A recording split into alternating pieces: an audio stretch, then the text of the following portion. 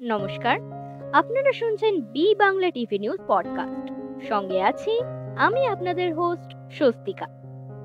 আজ আমরা আলোচনা করব এমন একজন ব্যক্তিকে নিয়ে যিনি শুধুমাত্র ভারতে নন, সারা পৃথিবীতে পরিচিত। বলিউডের বাদশা শাহরুখ খান। শুধুমাত্র একজন অভিনেতা নন, শাহরুখ খান একটি ব্র্যান্ড এবং লক্ষ লক্ষ মানুষের অনুপ্রেরণা। আজকের পর্বে আমরা এই অসাধারণ মানুষের যাত্রা সম্পর্কে জানব, তার সাধারণ জীবন থেকে শুরু করে বিশ্বজুড়ে তার উত্থান। চলুন শাহরুখ খানের জাদুর পর্দা উন্মোচন করি। শাহরুখ খান 1965 সালের 2রা নভেম্বর দিল্লিতে মীর তাজ মোহাম্মদ খান এবং লতিফ ফাতিমার ঘরে জন্মগ্রহণ করেন। তার বাবা ছিলেন একজন স্বাধীনতা সংগ্রামী এবং তার শৈশব কাটে মধ্যবিত্ত মূল্যবোধে। শাহরুখের ছোটবেলার দিনগুলো ছিল স্বপ্ন এবং সংগ্রামের মিশ্রণ। তিনি দিল্লির সেন্ট কলম্বাস স্কুলে পড়াশোনা করেন, যেখানে তিনি পড়াশোনা, খেলা এবং নাটকে দুর্দান্ত দক্ষতা দেখিয়েছিলেন। সেখানেই তার আত্মবিশ্বাস এবং ব্যক্তিত্বের উজ্জ্বলতা ফুটে ওঠে। তবে তার জীবনে অনেক কঠিন সময় আসে। মাত্র 15 বছর বয়সে তিনি তার বাবাকে হারান, যা তার জীবনে গভীর প্রভাব ফেলেছিল।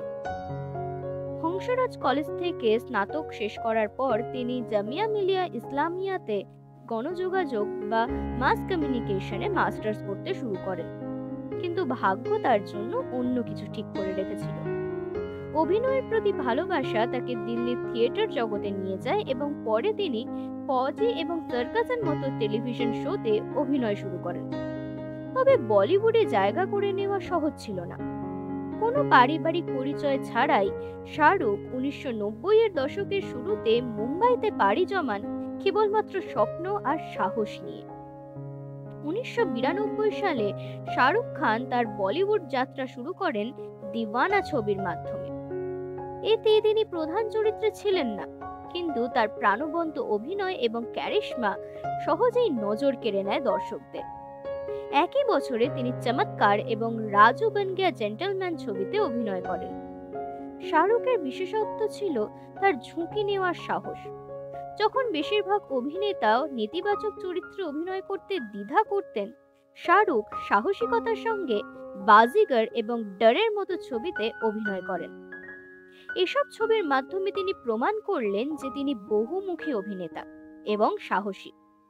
1990-এর দশকের মাঝামাঝি সময়ে শাহরুখ নিজেকে বলিউডের শক্তিশালী তারকাদের মধ্যে প্রতিষ্ঠিত করেন। কিন্তু তার জীবনের সবচেয়ে বড় সাফল্য তখনও আসেনি। 1995 সাল ছিল শাহরুখ খানের জীবনে একটি মোড় নিয়ে আসা বছর। তিনি অভিনয় করেন দিলওয়ালে দুলহানিয়া লে যায়েঙ্গেতে। এটি এমন একটি সিনেমা যা বলিউডে প্রেমের সংজ্ঞাই বদলে দেয়। আদিত্য চোপড়া পরিচালিত এই ছবিতে শাহরুখের চরিত্র রাজ আজও আইকনিক। এরপর শাহরুখ খানের ক্যারিয়ার আকাশচুম্বী হয়ে যায়। দিল তো পাগল হ্যায়, কুছ কুছ হোতা হ্যায় এবং কভি খুশি কভি গমের মতো ছবিতে তিনি প্রেমের রাজা হয়ে ওঠেন। কিন্তু তাকে শুধুমাত্র রোম্যান্সে সীমাবদ্ধ রাখা ঠিক হবে না। স্বদেশ, চক দে ইন্ডিয়া এবং মাই নেম ইজ খানের মতো ছবিতে তার অভিনয় মুগ্ধ করেছে দর্শকদের। প্রতিটি চরিত্রে তিনি গভীরতা এবং সত্যতা ফুটিয়ে তুলেছেন। 2023 সাল শাহরুখ খানের জন্য ছিল একটি ঐতিহাসিক সময়। তিনি ফিরে এলেন পাঠান ছবির মাধ্যমে, যা বলিউডের ইতিহাসে অন্যতম বড় ব্লকবাস্টার। এই ছবির মাধ্যমে তিনি প্রমাণ করলেন যে তার তারকা খ্যাতি আজও অটুট। কিন্তু এটি ছিল কেবল শুরু। একই বছরে তিনি অভিনয় করলেন জওয়ান ছবিতে। এই অ্যাকশন থ্রিলার ছবিটি শুধু ভারত নয়, আন্তর্জাতিক স্তরেও ব্যাপক জনপ্রিয়তা অর্জন করে। শাহরুখের দ্বৈত চরিত্র এবং অ্যাটলির পরিচালনা দর্শকদের মন্ত্রমুগ্ধ করে। এছাড়াও ডঙ্কির কথা তো না বললেই নয়। রাজকুমার হিরানির পরিচালনায় এই ছবিটি শাহরুখকে ভিন্ন স্বাদের গল্প উপস্থাপন করার সুযোগ করে দিয়েছে। শাহরুখ খান শুধুমাত্র একজন অভিনেতা নন, তিনি সেই প্রতীক যেখানে তিনি স্বপ্ন পূরণ করেন। দিল্লির মধ্যবিত্ত ছেলে থেকে বলিউডের বাদশা হয়ে ওঠার যাত্রা লক্ষ লক্ষ মানুষকে অনুপ্রাণিত করে। তাই শাহরুখ খানের জন্য আমাদের স্যালিউট। যিনি আমাদের বড় স্বপ্ন দেখতে শিখিয়েছেন, গভীর ভালোবাসতে শিখিয়েছেন এবং পূর্ণ উদ্যমে জীবন যাপন করতে শিখিয়েছেন। এই কিংবদন্তির জন্য আমাদের ভালোবাসা এবং সম্মান চিরকাল থাকবে। আজকের মতো এই পর্যন্তই। যদি আপনার এই পডকাস্টটি ভালো লেগে থাকে তবে ভিডিওটিকে লাইক করুন এবং আপনার পরিচিত সকল শাহরুখ খানের ফ্যানদের সাথে শেয়ার করুন। পরবর্তীতে এরকম আরো পডকাস্ট শুনতে চাইলে অবশ্যই সাবস্ক্রাইব করুন বি বাংলা টিভি নিউজ চ্যানেলকে।